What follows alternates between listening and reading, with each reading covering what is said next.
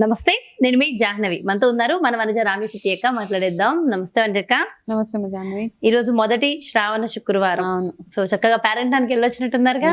So ఈ రోజు అంతా అందరూ కూడా దాదాపుగా పేరెంటాలకు వెళ్ళొస్తూ ఉంటారు. అంటే ఎక్కడికి ఇప్పుడే వెళ్ళొచ్చాను. శ్రావణ మాసం నార్మల్ గా ఏంటంటే ఇది మన మంతే అన్నమాట, ఆడవాళ్ళకి మాత్రమే స్పెషల్ శ్రావణ అంతే కదా. ఎక్కడ చూసినా చక్కగా కలకలాడుతూ ఉంటాం అందరం. శ్రావణ మంగళవారాలు అవ్వచ్చు, శ్రావణ ఈ రోజు మా ఆఫీస్ లో కూడా అందరూ మరి అమ్మ వీళ్ళందరూ కూడా చక్కగా కలకలాడుతున్నారు. చాలా చాలా బాగుంది. అయితే సెకండ్ వీక్ కుదరదు అనుకున్న వాళ్ళు ఈ వారం కూడా పూజ చేసేసుకుంటారు కదా, రత్నం చేసేస్తుంటారు. అమావాస్య ముందు కంటే పౌర్ణమికి ముందు వచ్చే మనం అందరం చేసుకుంటూ ఉంటాం నక్షత్రాలు కాబట్టి ఈ రోజు కొంతమంది చేసుకున్నారు.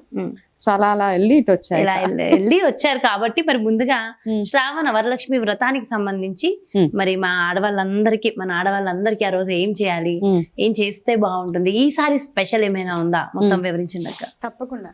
అయితే ఈసారి వరలక్ష్మి వ్రతము ఏకాదశితో కూడి వస్తుంది అన్నమాట. ఏకాదశి గురువారం సూర్యోదయం తర్వాత వచ్చిన మనకి శుక్రవారం అంటే వరలక్ష్మి వ్రతం రోజు సూర్యోదయానికి ఏకాదశి ఉంది కాబట్టి మనం ఆ రోజున ఏకాదశిగానే పరిగణిస్తాం. దాని తర్వాత ద్వాదశి. ఏకాదశి ద్వాదశిలో ప్రత్యేకత ఏంటంటే ఏకాదశి విష్ణుమూర్తికి ప్రత్యేకత అయితే ద్వాదశి లక్ష్మీ అమ్మవారికి ప్రత్యేకం అన్నమాట. సో ఆ రోజు మార్నింగ్ ఉదయం వ్రతాలు చేసుకున్నా సాయంత్రం చేసుకున్నా చాలా చాలా శ్రేష్టంగా ఉంటుంది ఒకటి.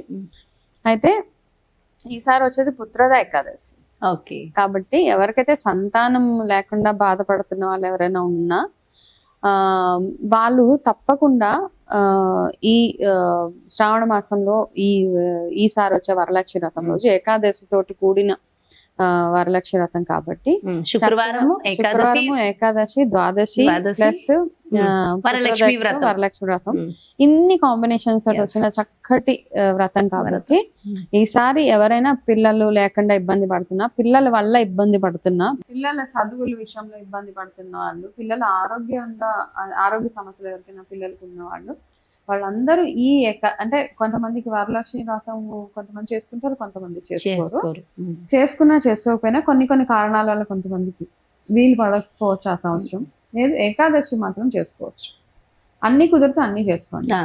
ఓకే. అయితే శ్రేష్టంగా ఏంటంటే ఎప్పుడైనా కానీ మనము పార్వతీ అమ్మవారికి పూజలు దసరా నవరాత్రులు అప్పుడు చేసిన, లక్ష్మీ అమ్మవారికి పూజలు చేసిన ముందు చేయాల్సింది ఏంటంటే ఆవిడని ప్రసన్నం చేసుకోవాలి అంటే ముందు మనం చేయాల్సింది ఏంటి, విష్ణుమూర్తి ఆరాధన.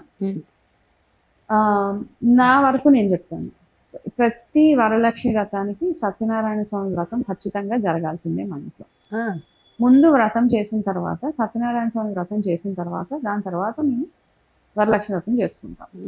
అలా నన్ను అంటే మేము ఫాలో అవ్వేది చూసి చాలా మంది నా ఫ్రెండ్ సర్కిల్స్ లో వాళ్ళందరూ ఇంకా అట్లా అంటే ఒకళ్ళు చూసి ఒకళ్ళు బాగుంటది కదా, మంచి చేయడం మంచి కాబట్టి అందరూ చేసుకుంటున్నారు.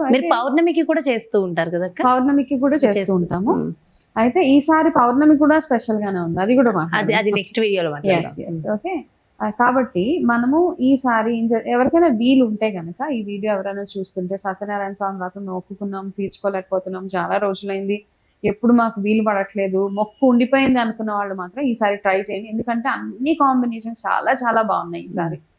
ఏకాదశి, శుక్రవారము, లక్ష్మీ వ్రతము, పుత్రద ఏకాదశి, ద్వాదశితో కలిసి ఉన్నది, ఇన్ని ఉన్నాయి కాబట్టి ఈసారి తప్పకుండా ట్రై చేయండి. మీరు ఎప్పుడో మొక్కేసారు 10 ఏళ్ల క్రితం వ్రతం చేసుకుంటాను, స్వామివారి వ్రతం చేయలేకపోతే కనుక ఈసారి చేసుకుంటే అన్ని రకాలుగా మనకి శ్రేష్టంగా ఉంటుంది. అయితే శుక్రవారం నియమాలు ఏవేవైతే ఉన్నాయో, కొంతమంది సాయంకాలం పొద్దున్నంతా ఉపవాసం ఉండి సాయంత్రం పూజ చేసుకుంటారు, కొంతమంది ఉదయాన్నే పూజ ముగించేసుకుంటారు. పేరెంటాలకి వెళ్ళాల్సి ఉంటుంది కాబట్టి ఒక సరదా మనందరికి అందరూ పిలుస్తారు, ఒకళ్ళు కాదు ఇద్దరు కాదు. సో ఇలా చక్కగా ఎవరి పద్ధతుల ప్రకారం వాళ్ళు ఎవరింట్లో వాళ్ళకు ఉంటది, ఏం పెట్టాలి అమ్మవారికి అన్నది ఒక్కొక్కరి ఇంట్లో ఒక్కొక్కటి ఉంటుంది ప్రత్యేకత. నేనైతే బూరెలు పెడతాను. 21 ఖచ్చితంగా బూరెలు అయితే అమ్మవారికి నైవేద్యంగా వెళ్తాయి ఆ రోజు. ఆ 21 మరి ఎవరైతే మనకి పూజ చేయించడానికి వచ్చిన పూజారి గారు ఎవరైతే ఉంటారో వాళ్ళకి దంపతులు ఇద్దరికి వాళ్ళకి వాయనం ఇచ్చి, బూరెలు వాయనం ఇచ్చి వాళ్ళకి వస్త్రాలు అవి పెట్టి సతీ సమేతంగా పిలుస్తారా వాళ్ళని పిలిచి వాళ్ళకి ఇచ్చి పంపించేస్తాం. అలా మాకు చేయాలనిపిస్తుంది కాబట్టి చేస్తాం. అలా చేయలేకపోయినా నో ప్రాబ్లం. కొంతమంది వాళ్ళ ఇంట్లోనే చేసేసుకుంటూ ఉంటారు, పూజారి గారు ఏం పిలుచుకోరు, కాబట్టి నార్మల్ గా మీకు ఏ పద్ధతి ఉంటే ఆ పద్ధతిలో చేసుకుంటే సరిపోతుంది. ఓకే, ప్రత్యేకంగా తాంబూలం ఇవ్వడంలో ఏమైనా ప్రత్యేకతలు ఉండాలంటారా? తాంబూలం ఇచ్చేటప్పుడు ఒకటి ఏంటంటే మనము ఫస్ట్ మెయిన్ థింగ్ పసుపు కుంకుమ, ఇది చాలా ఇంపార్టెంట్. గంధం కదా, ఈ మధ్య మనం ఏదో స్టీల్ డబ్బాలని అవి ఇవన్నీ కొని ఇచ్చేస్తూ ఉన్నాం ఏదో gifts షో purpose టాప్స్ గా. కోసం. అయితే ఒకటి గుర్తుపెట్టుకోండి, ఇట్లాంటి మామూలుగా బర్త్డేకి రిటర్న్ గిఫ్ట్స్ అవన్నీ ఇవ్వడం ఒక ఎత్తు అయితే, ఇట్లాంటి పూజలు అయినప్పుడు మనం ఎటువంటి రిటర్న్ గిఫ్ట్స్ ఎక్కడ కాన్సెప్టే లేదు ఫస్ట్. ఏదో మనం ఏదో ఇవ్వాలి అని ఇస్తాం, సరదా కొద్దీ ఇస్తాం తప్పిస్తే చాలా మంది అరే వరలక్ష్మి వ్రతంకి వస్తే వాళ్ళకి ఏదైనా డబ్బాలు ఇవ్వాలి, లేకపోతే వాళ్ళకి ఇంకొకటి ఏదో గిఫ్ట్ ఇవ్వాలి, ఇట్లా అని అసలు ఎక్కడ రూల్ లేదు. మెయిన్ ఇంపార్టెంట్ తమలపాకు, ఆకు, ఒక్క, పసుపు, కుంకుమ, ఒక పండు, ఫలము, కొబ్బరికాయ ఫుల్ గా పీచు కొబ్బరికాయ ఇచ్చేస్తే సరిపోతుంది. అంతకు మించి ఇంకెక్కువగా ఎవరు ఏది ఆశించరు, అంతే. అదే మహాప్రసాదం. ఇంకా స్తోమత ఉన్న వాళ్ళు కొంతమందికి తలివాయినంగా ఎవరికైనా పిలిచి చీర అవన్నీ పెట్టుకోవచ్చు. ఇవన్నీ అంతే తప్పిస్తే ఎవరో చాలా మందిని పిలిచేసి పెద్ద పెద్ద గిఫ్ట్స్ వాళ్ళకి డిస్ట్రిబ్యూషన్ చేయాలి. అయితే నేను చాలా సార్లు అష్టలక్ష్మి పూజ చేసుకుంటాను వరలక్ష్మి వ్రతం రోజే.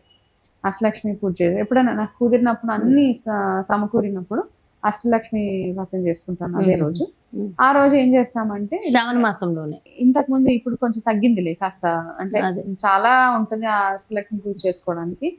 సో అలా చేసుకున్నప్పుడు అందరూ ముత్తైదువులు వాళ్ళు వచ్చిన వాళ్ళందరికి చక్కగా భోజనాలు అవి పెట్టి, వాళ్ళకి చీరలు అవన్నీ పెట్టి, అప్పుడు అది ఒక డిఫరెంట్, అప్పుడు ఎంతైనా ఇవ్వచ్చు. అప్పుడు చేసుకుంటాం అలా ఒక పెద్దగా అమ్మవారికి చేసే ఈవెంట్ లాగా చేస్తాం కాబట్టి అప్పుడు మన ఇష్టం. అయితే నేను చేసినప్పుడు కూడా నేను అందరికి ఏంటంటే తులసి కానీ ఎట్లాంటివి ఏదైనా మొక్కలు అలాంటివి ఏదైనా ఇస్తే వాళ్ళకు కూడా బాగుంటుంది. ఆ తులసిని తీసుకెళ్ళి ఎంతమంది పెంచితే అంత బాగుంటుంది. ఈ ఏకాదశి మాత్రం మీకు వీలు ఉంటే మీ ఇంటికి ఒక తులసి తెచ్చుకోండి. కృష్ణ తులసి, లక్ష్మి తులసి రెండు కలిపి తెచ్చుకొని మీ ఇంట్లో పెట్టి మీ కోరిక ఏదైతే ఉంటుందో అది చెప్పుకుంటూ చక్కగా ఆ రెండు తులసిని జాగ్రత్తగా చూసుకొని ప్రతిరోజు ఆవు నెయ్యితో దీపం పెట్టండి. అక్కడ దీపం పెట్టి మీకు ఇంపార్టెంట్ గా ఏకాదశి అది వచ్చినప్పుడు ఆ తులసి చుట్టూ 11 ప్రదక్షిణలు చేస్తూ ఉండండి. ఎటువంటి కోరికైనా తీరుతుంది. ఎలాంటి కోరికన్నా అందున ఈ శ్రావణ శుక్రవారం చాలా స్పెషల్, వరలక్ష్మి చాలా స్పెషల్. అయితే ఇంకొకటి చెప్తాను నేను, అంటే ఒక్కొక్కటి గుర్తొస్తూ ఉంటే, మనము మన ఆడవాళ్ళము ఈ మాసంలో నిమ్మ చెట్టు తెచ్చి పెంచుకోవడానికి ట్రై చేయండి. నిమ్మ చెట్టు సాక్షాత్ అమ్మవారు కాబట్టి ఎవరికైనా వీలు ఉంటే చిన్న కుండీలో కూడా పెరుగుతూ ఉంటుంది.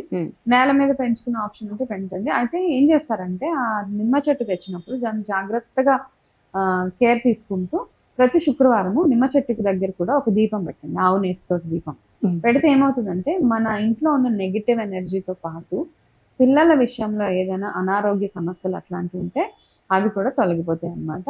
సో ఇవన్నీ ప్రాక్టీసెస్ చిన్నగా చేసినప్పుడు మన లైఫ్ లో ఏదైనా మంచిది అయింది అనుకోండి, అప్పుడు నలుగురికి షేర్ చేస్తాం. కాబట్టి నా విషయంలో చిన్న చేంజెస్ అయినాయి ఇలా చేసినాను కాబట్టి నేను మీ అందరికి షేర్ చేస్తున్నాను. ఒక్కసారి ఇలా కూడా చేసుకోవచ్చు.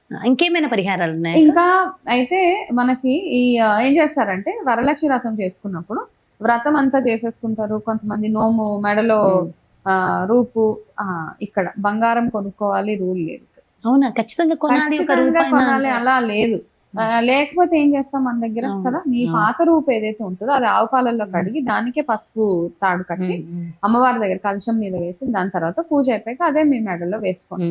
కొనుక్కోవాలి అని రూల్ ఎక్కడా లేదు ఇక్కడ.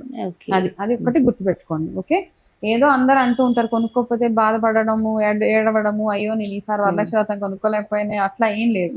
మీ పాత రూపుని పాలల్లో ముంచి దాన్నే పసుపు తాడు కట్టి మెడలో వేసుకోవచ్చు. అలా ఒకటి. మీరు ఎవరికైతే మీకు దీపాలు పెట్టే అలవాటు ఉందో, ఉప్పు దీపాలు అవన్నీ ఇంక ఈ రోజుకి మించిన రోజు లేదు కాబట్టి ఈ రోజు చక్కగా ఉప్పు దీపాలు అవి పెట్టండి. అమ్మవారికి గులాబీ ఫ్లేవర్ అంటే గులాబీ చాలా పరిమళాలు చాలా ఇష్టం కాబట్టి దానికి తగ్గట్టుగా రోజ్ వాటర్ కానివ్వండి, అగరబత్తులు కానివ్వండి, అట్లాంటివన్నీ మీరు యాడ్ చేసుకుంటూ ఉండండి. నైవేద్యాలు, ప్రసాదాలు అంటారా, మీకు ఎంత వీలైతే అంత చేసుకోవచ్చు.